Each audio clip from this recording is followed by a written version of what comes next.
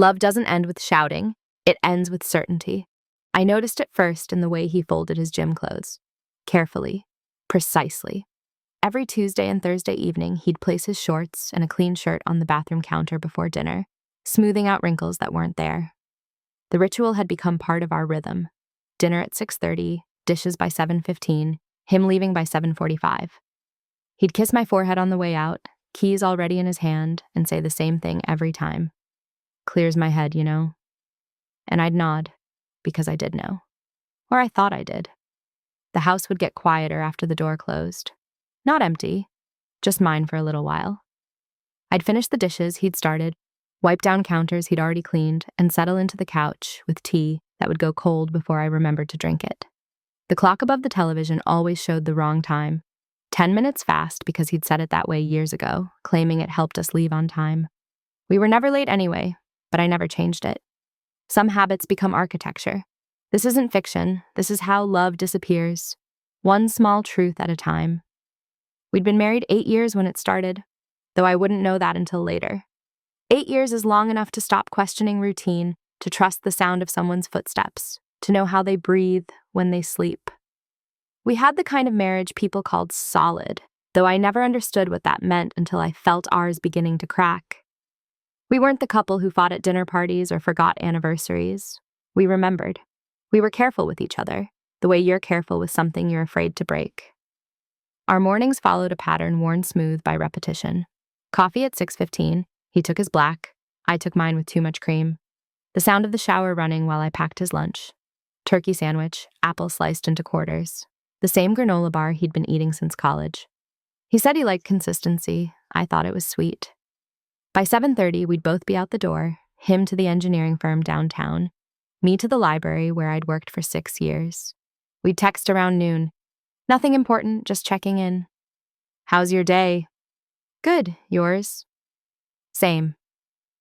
The kind of messages that meant we were still there, still thinking of each other, still tethered. Evenings were gentler. We'd cook together most nights, moving around each other in the kitchen with the ease of practiced choreography.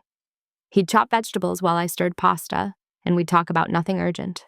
A coworker's baby shower, a book I was recommending to patrons, the strange noise his car was making. After dinner, we'd split the cleanup. Then came his gym nights. He'd started going regularly about 2 years into our marriage, said he needed something for himself, something that wasn't work or home or us. I understood that.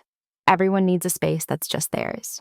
He'd come back in Mall, hour and a half later, showered at the gym, smelling like generic soap and that particular coldness that clings to skin after a workout. His hair would still be damp. He'd be calmer, looser, like tension had been wrung out of him. He'd pour himself water, sit beside me on the couch, and we'd finish the evening in comfortable silence or half watching whatever show we'd gotten halfway through. The gym became a fixture in our week the way groceries or laundry were fixtures. Tuesdays and Thursdays, 7:45 to 9:15, sometimes 9:30 if he stopped for gas. I built my own routines around his absence. Those were the nights I'd call my sister, or read without interruption, or take a bath that lasted until the water went cold. I liked having the space, I think we both did, but there were small things I didn't catalog at the time. Small enough to ignore. The way he started keeping his phone face down on the counter, even though he never had before. The way he stopped mentioning people from the gym. There had been a guy named Marcus he'd spotted with, and a woman named Jen who apparently gave him advice about shoulder exercises, but their names stopped appearing in conversation. The way his gym bag, which used to live by the door, migrated to the trunk of his car. More convenient, he'd said when I asked about it once. And I'd nodded, because why wouldn't it be? I didn't know then that this would be the last autumn I'd trust the sound of his car pulling into the driveway. It was a Thursday in late October when the first crack appeared, though I didn't recognize it as a crack.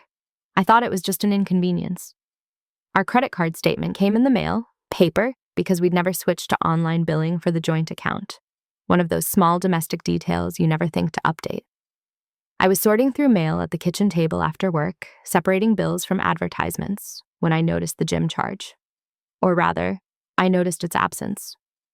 I flipped back through previous months, just to be sure.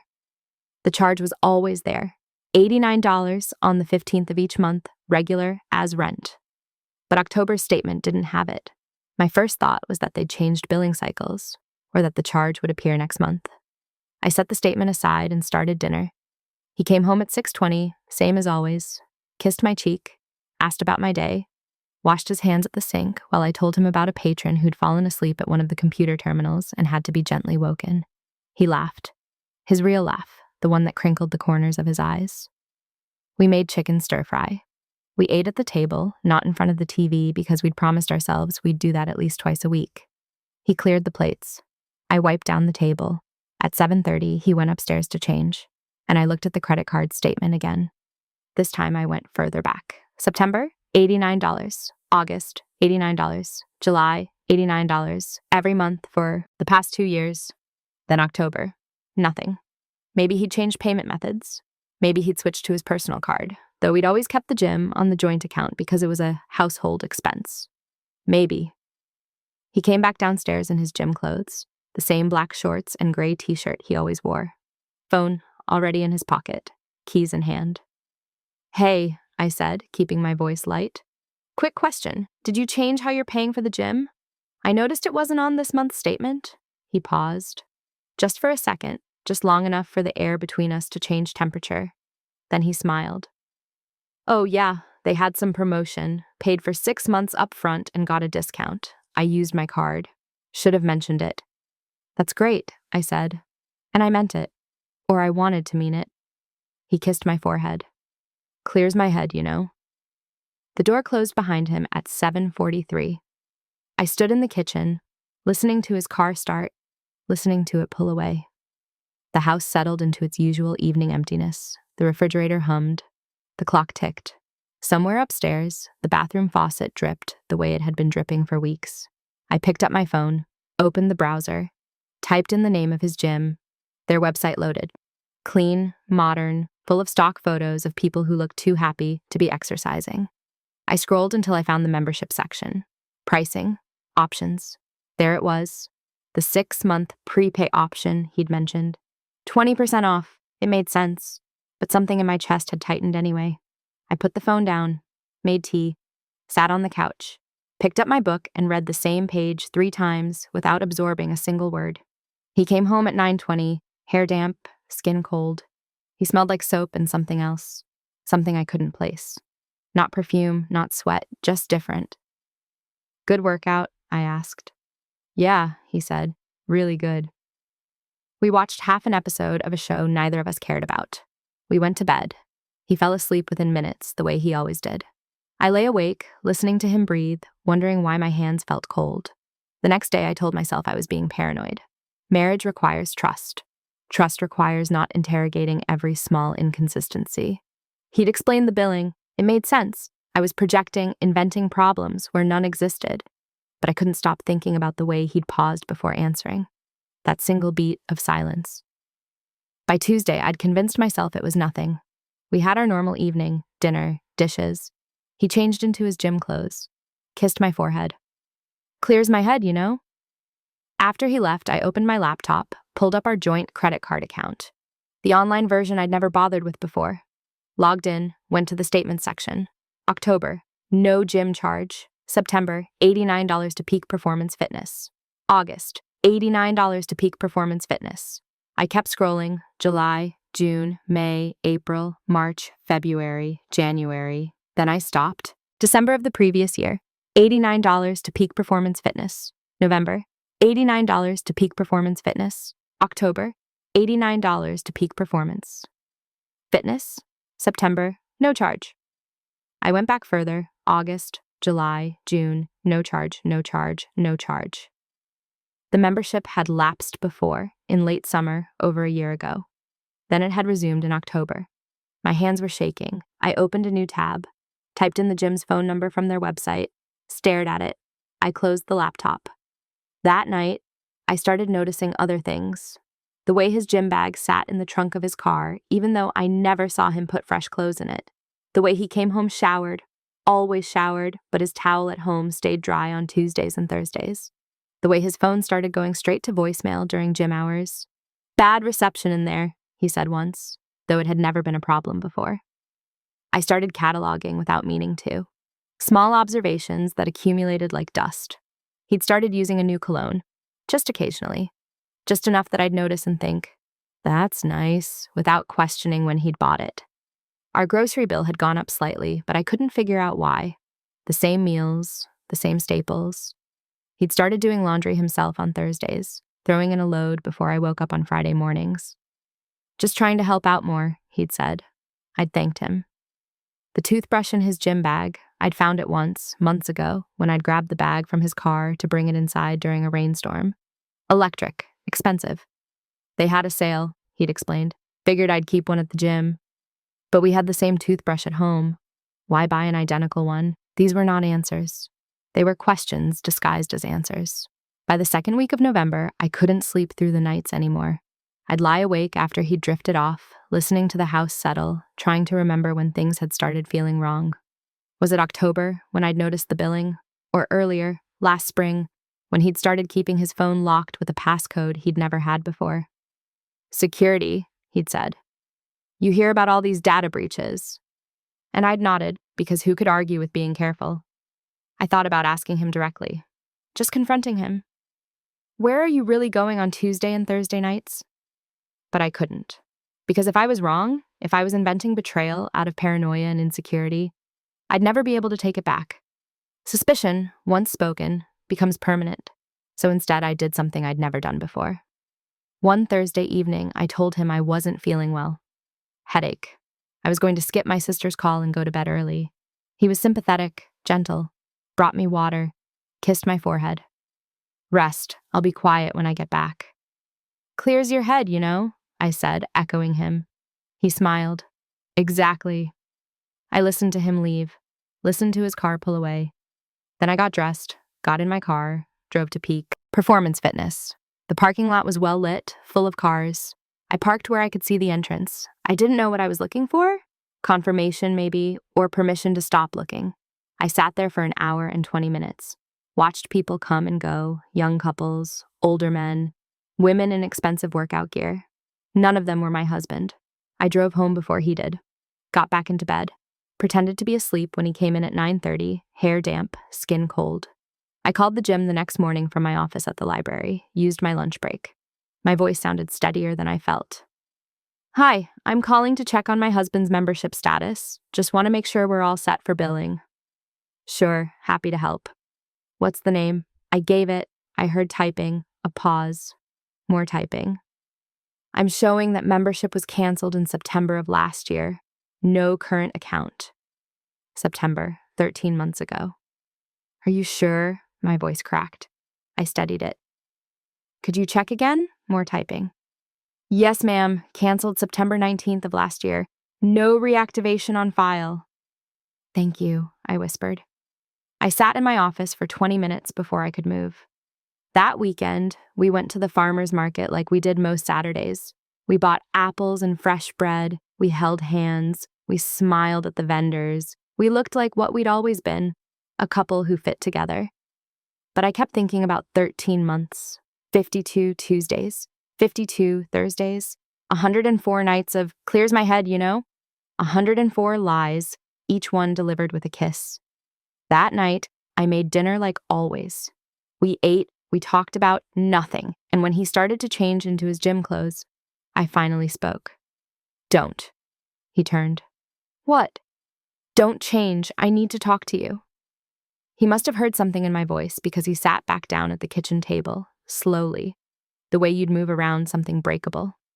I sat across from him, folded my hands, looked at him, really looked at him, the man I'd loved for a decade, the man who still looked at me with concern, with what seemed like genuine care. Where do you go? I asked. On Tuesdays and Thursdays. The gym. His voice was steady, practiced. You know that. Your membership expired 13 months ago. The silence that followed was so complete I could hear both of us breathing. He didn't ask how I knew, didn't protest or explain or deflect. He just sat there, looking at me, and in his eyes I saw something I'd never seen before. Recognition that it was over. Not the relationship, the pretending. Who is she? I asked. He flinched. It's not. Don't. Please don't tell me it's not what I think. Just tell me who she is. He looked down at his hands, the hands I'd held. the hands that had touched someone else. "Her name is Amy," he said quietly. "I met her at work. It started last September. I never meant for it to happen." "Do you love her?" The question came out calmer than I expected. Clinical, almost. He took so long to answer that I already knew the truth.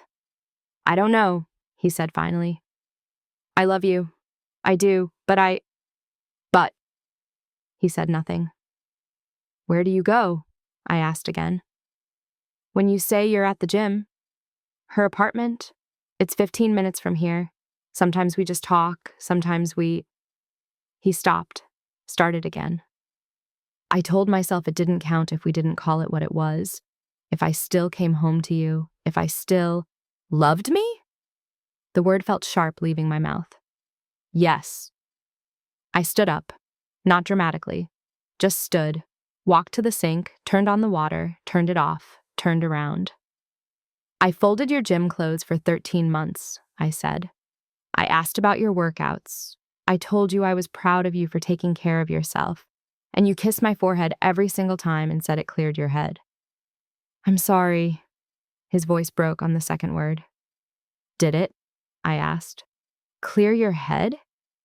He didn't answer. "I want you to leave," I said. "Not forever, just tonight. I need you not to be here." He stood slowly. "Where should I?" "I don't care. Go to your gym." He left 20 minutes later, took a bag, didn't argue. The house became mine again, entirely mine. The silence wasn't peaceful, it was just empty. The days after felt like living in a house someone had moved furniture in. Everything familiar but rearranged. Wrong. He stayed at a motel for 3 nights, then asked if he could come back. "We needed to talk," he said. "Figure things out." I let him come home because I didn't know what else to do, but I made him sleep in the guest room, made him keep his things separate, made him exist in our space without occupying it. We talked, eventually. Long conversations that went in circles. He'd ended it with her, he said. The day after I confronted him. It had been a mistake. He wanted to fix us. He wanted me to forgive him. I didn't know if I could. The thing about betrayal is that it rewrites history. Every memory became suspect. Every "I love you" became maybe. I'd replay evenings in my head, him coming home from the gym, me asking about his day, him lying while looking me in the eyes. How many times had he kissed me and thought of her? How many times had I believed him and been wrong? He kept apologizing. I kept accepting the apologies without forgiving them. We existed in a strange limbo, married but not intimate, together but not close. He stopped going out on Tuesday and Thursday evenings, stayed home instead, tried to prove something, but the absence of his leaving only highlighted what the leaving had meant. I started seeing a therapist. She asked me what I wanted. I didn't know anymore. By December, we'd established a new routine, careful, distant. We still shared the house, still split chores, still ate dinner together, but we moved around each other like strangers. He slept in the guest room. I slept in our bed. His bed now. My bed, not ours. I found myself looking at him sometimes and trying to remember what it felt like to trust him, to believe that when he said something, it was true. That feeling was gone, and I didn't know if it could be rebuilt or if I even wanted to try. We talked about counseling. We scheduled an appointment. We canceled it. Scheduled it again. Christmas came and went quietly. We bought each other small, safe gifts. We called our families. We pretended together that we were still whole. By January, I'd made a decision. Not about divorce, not yet, but about truth. I told him one evening, as we sat in the living room that had once been ours, that I needed to know everything, not for punishment, not for vindication, just for understanding. "Tell me how it started," I said. And he did, slowly, painfully. He told me about the project they'd worked on together at his firm, how she'd been funny, sharp, different from me in ways that made her feel new, how it had been innocent at first, lunch breaks, then coffee after work, then drinks, how one evening she'd kissed him in the parking garage and he hadn't stopped her. He told me about the first lie, the first Tuesday he'd said he was going to the gym and driven to her apartment instead, how he'd felt sick with guilt afterward, promised himself it wouldn't happen again. How it happened again the following Thursday. He told me how he'd compartmentalized, made rules, no overnights, no weekends, nothing that would take time away from me. as if limiting the betrayal made it smaller. Did she know about me? I asked. Yes. Did she want you to leave me? Sometimes, but I told her I wouldn't, that I couldn't. Because you loved me? Yes. But not enough. He had no answer to that. By February, we'd stopped sleeping in separate rooms. Not because we'd forgiven each other, but because sleeping alone had stopped feeling like punishment and started feeling like truth. We'd lie in bed, inches apart, not touching. Sometimes I'd wake in the middle of the night and watch him sleep, wondering who I'd married, wondering who I'd been to miss it all. We tried to have sex once. It felt like performing intimacy for an audience that wasn't there. We stopped halfway through, lay side by side in the dark, not speaking. I don't know if I can do this, I said finally. I know, he replied. The therapist asked me in one session what forgiveness would look like. I didn't know. She asked if I still loved him. I said yes. It was the truth. Love doesn't stop just because trust dies. It stays, stubborn and stupid, even when it hurts. She asked if love was enough. I said I didn't think so. Spring came quietly. We'd been in limbo for 5 months. 5 months of careful distance. 5 months of trying to rebuild something neither of us could name. One Tuesday evening in April, I looked at him across the dinner table and realized I wasn't angry anymore. I wasn't hurt. I wasn't anything. I felt nothing. And somehow that was worse than the pain had been. That night, I told him I wanted a separation, not a divorce, not yet, but space, real space. Time to figure out if what we had was worth salvaging or if we were just holding on because letting go felt like failure. He cried. I didn't. He moved out 2 weeks later, took his clothes, his books, half the furniture. The house felt larger without him. Not empty, just accurate. Months passed. We talked occasionally, brief, polite conversations about logistics and paperwork. He asked how I was. I said fine. He said he missed me. I said nothing. I started going to the gym. Not his gym, a different one. I'd go on Tuesday and Thursday evenings, the hours he used to be gone. I'd run on the treadmill, watching the minutes tick by, clearing my head. One Thursday in summer, I realized I'd stopped counting the weeks since he left, stopped cataloging the days since I'd discovered his lie. Time had started moving forward again instead of circling backward. I thought about calling him, asking if he wanted to try again, if he thought we could fix what had broken. But I didn't, because somewhere in the space between his leaving and my healing, I'd realized something. The gym membership hadn't been the betrayal. The lying had. And the lying hadn't started with her. It had started long before, in all the small ways we'd stopped being honest with each other. The ways I'd stopped saying when I was unhappy. The ways he'd stopped asking. We'd built a marriage on routine, and when routine wasn't enough, we'd both chosen silence. He'd chosen to look elsewhere. I'd chosen not to see. Neither of us had been brave enough to say the thing we'd both known. That love, without honesty, becomes performance. And performance, no matter how practiced, eventually ends. By autumn, a full year after I'd found the expired membership, I'd filed for divorce. He didn't contest it. We met at a lawyer's office, signed papers, shook hands like colleagues ending a contract. I'm sorry, he said one last time. I know, I replied, and I did. I believed he was sorry. I believed he'd loved me. I believed all of it, and none of it mattered anymore. I think about him sometimes, wonder if he ever thinks about me, wonder if he's with someone new, if he's learned to be honest, if he tells her where he's really going. I hope he does, not for my sake. For his, the house is still mine. I've changed small things, new paint in the bedroom, different curtains, a clock that shows the correct time. I go to the gym on Tuesdays and Thursdays. It actually does clear my head.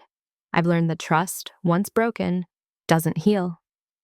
It transforms into something else, caution or wisdom or the quiet understanding that love without honesty is just loneliness disguised as company. Sometimes late at night, I think about the last time he kissed my forehead. The last time he said, clears my head, you know? The last time I believed him. And I realize I don't miss him. I miss who I was when I didn't know. I miss the version of myself who trusted easily, who folded gym clothes without questioning, who believed that love was enough. But I can't go back to her. She doesn't exist anymore. So I move forward instead, one Tuesday at a time, One Thursday at a time, the lies are over. But so finally is the pretending.